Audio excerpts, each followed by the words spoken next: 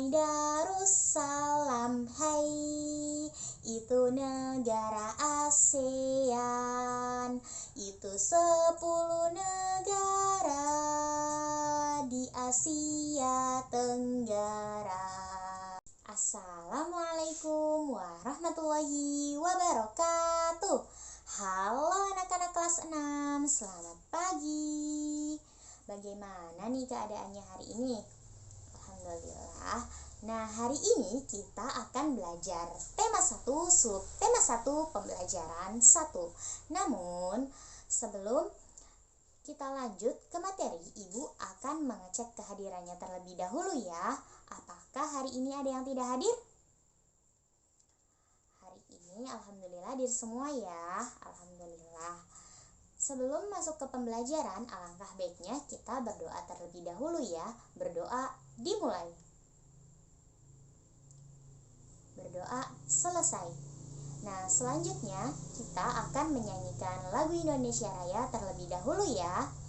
Selanjutnya, Ibu akan menyebutkan tujuan pembelajaran hari ini yang harus kita capai.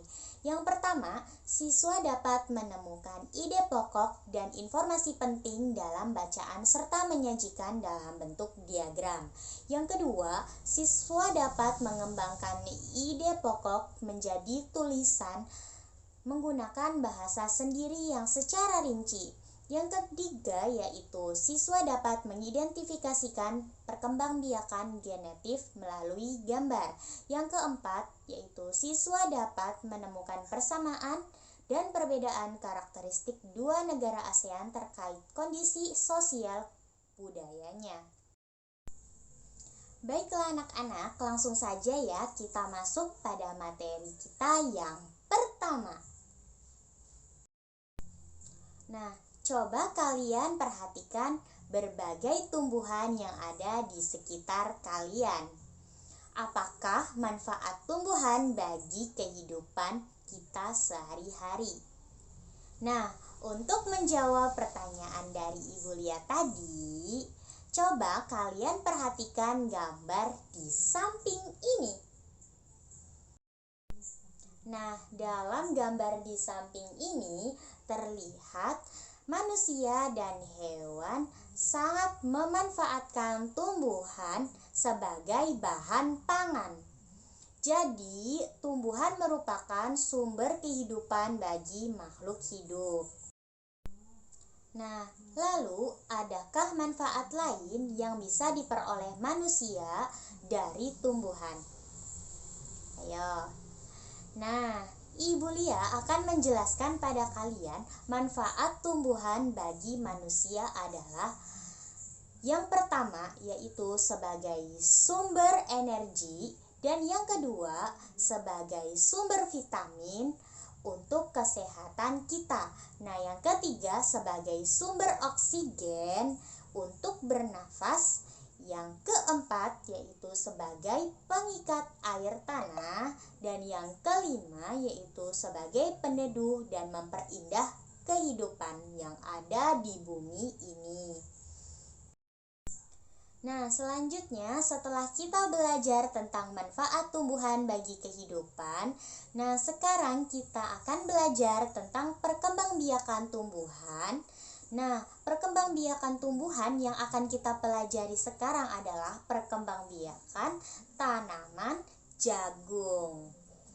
Nah, jagung ini merupakan salah satu makanan pokok di berbagai negara, termasuk di Indonesia. Nah, jagung juga merupakan sumber karbohidrat yang diperlukan oleh tubuh. Agar bisa tumbuh, petani biasanya menanam biji jagung setelah 3-4 hari. Nah, bakal jagung ini akan tumbuh dan muncul di permukaan tanah. Nah, setelah bakal jagungnya tumbuh, bakal jagung juga akan terus tumbuh dan berkembang hingga 3-3,5 bulan. Nah, jagung siap untuk dipanen oleh petani. Nah, buah jagung yang berbentuk tongkol itu pada mulanya berbentuk sekuntum bunga. Bunga jagung memiliki helaian rambut pada bagian ujungnya. Pada slide tersebut terdapat tepung sari. Nah, tepung sari yang tertiup angin akan terjatuh sebagian besar di kepala putik di bagian bawah bunga pada pohon jagung yang lainnya. Nah, saat itulah terjadi pembuahan. Setelah terjadi pembuahan, bunga jagung akan terus berkembang menjadi buah jagung. Nah, agar kalian semakin mengetahui tentang materi yang sudah Ibu Lia sampaikan tadi, bukalah buku tema 1 pada halaman 2 yang terdapat bacaan dengan judul Bagaimana Cara Jagung Berkembang Biak. Nah, lalu bacalah teks tersebut sampai dengan halaman 3. Nah, temukan ide pokok dan informasi penting dari bacaan tersebut dan juga tuliskanlah pada diagram yang sudah disediakan pada halaman 4 ya anak-anak. Nah, seperti yang sudah dijelaskan oleh Ibu Lia sebelumnya tentang perkembangbiakan jagung, perkembangbiakan tersebut disebut sebagai perkembangbiakan generatif atau perkembangbiakan secara kawin. Nah, perkembangbiakan secara kawin ini adalah perkembangbiakan yang terjadi melalui proses penyerbukan dan pembuahan. Nah, selain jagung, terdapat berbagai tumbuhan yang berkembang biak secara generatif atau secara kawin, yaitu contohnya ada padi, mangga, durian, dan juga jambu.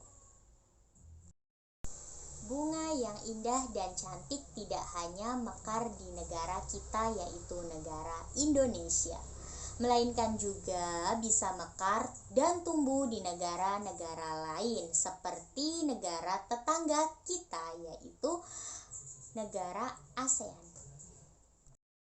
Nah, hal tersebut dikarenakan kita berada di geografis yang hampir sama sehingga bunga yang tumbuh tidak jauh berbeda.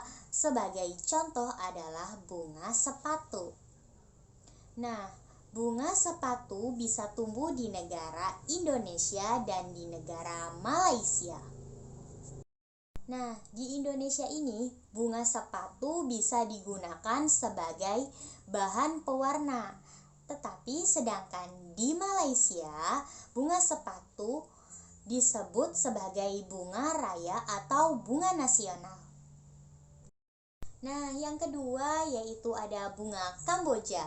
Nah, bunga Kamboja ini bisa tumbuh dan mekar di negara Indonesia dan di negara Laos. Nah, di Indonesia bunga Kamboja digunakan sebagai pelengkap tarian adat yaitu tarian Bali. Sedangkan di Laos yaitu bunga Kamboja digunakan sebagai dekorasi upacara keagamaan dan penyambutan tamu. Nah, negara Indonesia, Laos, dan Malaysia hidup berdampingan. Meskipun ketiganya berbeda negara, tetapi ketiganya memiliki persamaan dalam kehidupan sosial dan budayanya. Nah, oleh karena itu, mereka menggabungkan diri dalam suatu organisasi yang bernama ASEAN. Nah, ASEAN ini yaitu perkumpulan negara-negara se-Asia Tenggara. Nah, ASEAN ini memiliki 10 negara yang tergabung yaitu Indonesia, Malaysia, Thailand, Singapura, Filipina, Brunei Darussalam, Vietnam, Laos, Myanmar, dan Kamboja.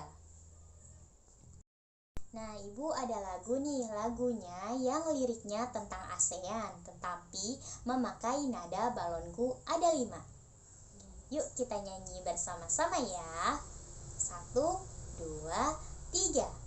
Indonesia, Kamboja, Malaysia dan Singapura, Thailand dan Myanmar, Laos, Vietnam, Filipina, Brunei Darussalam, hai, itu negara ASEAN.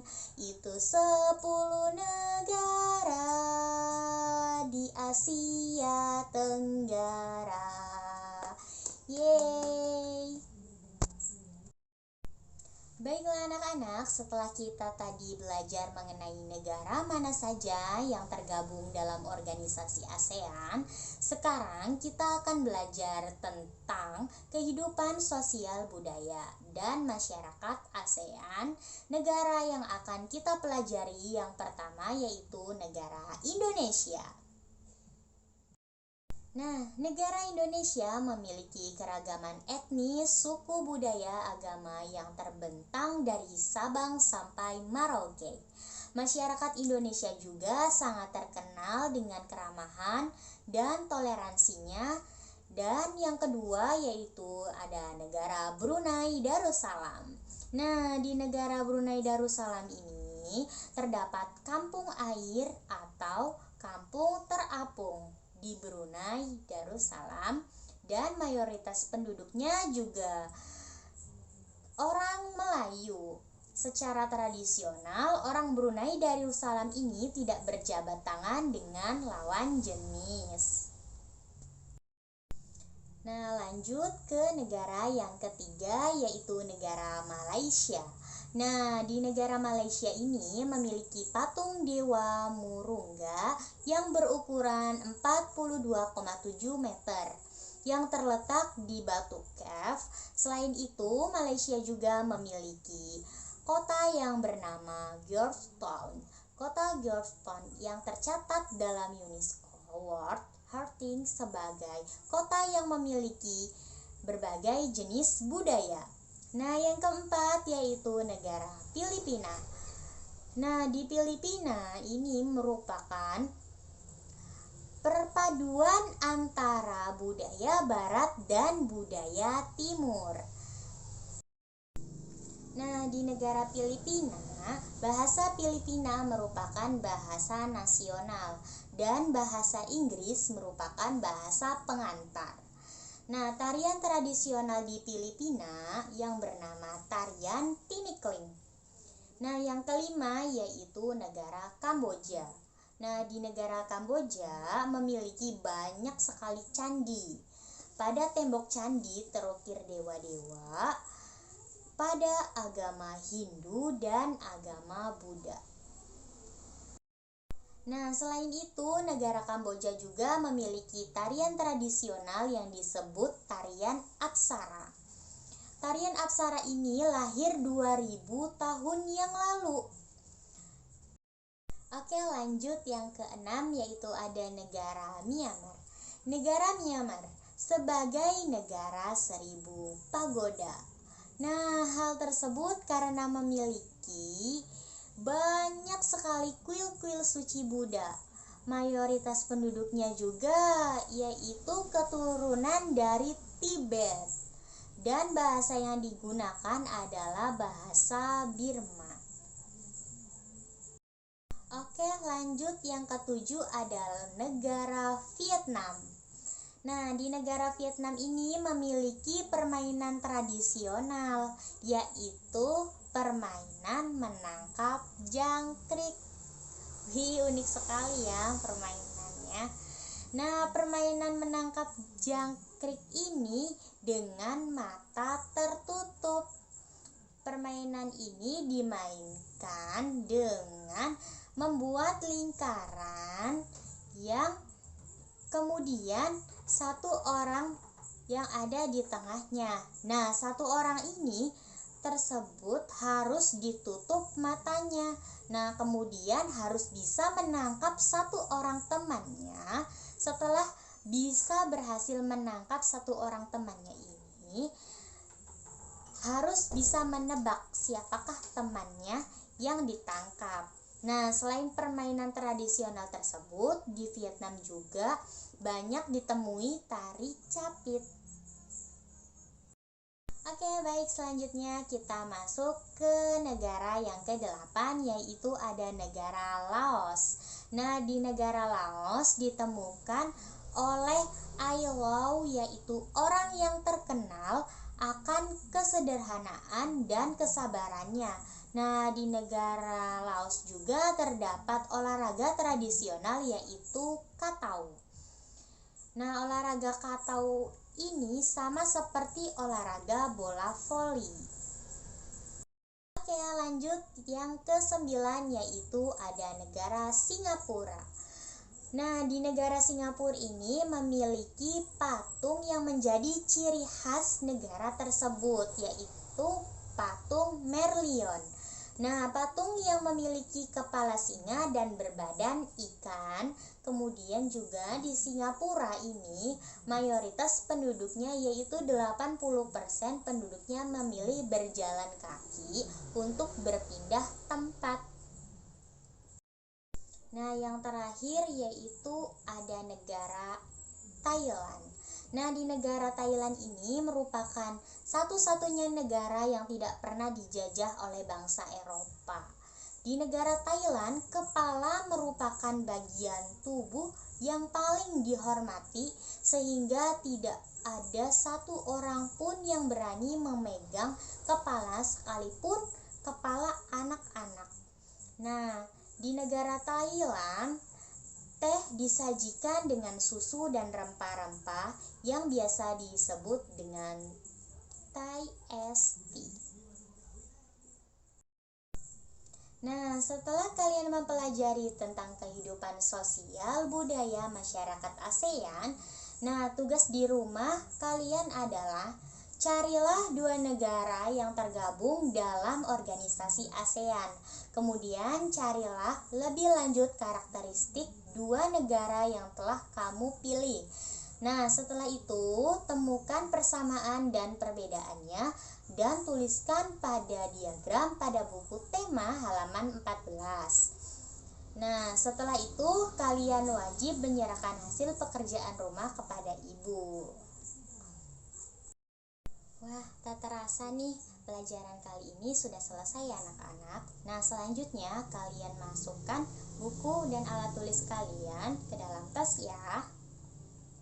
Nah, selanjutnya kalau sudah rapi, duduk yang rapi dan kita bersama-sama menyanyikan lagu wajib nasional Bagimu Negeri. Nah, baik, selanjutnya sebelum pulang alangkah baiknya kita berdoa terlebih dahulu. Berdoa mulai. Berdoa selesai. Baik, Ibu akhiri pembelajaran kita hari ini. Semoga pembelajaran hari ini bisa bermanfaat bagi kita. Baik, kurang lebihnya Ibu mohon maaf. Wabillahi taufik wal hidayah. Wassalamualaikum warahmatullahi wabarakatuh.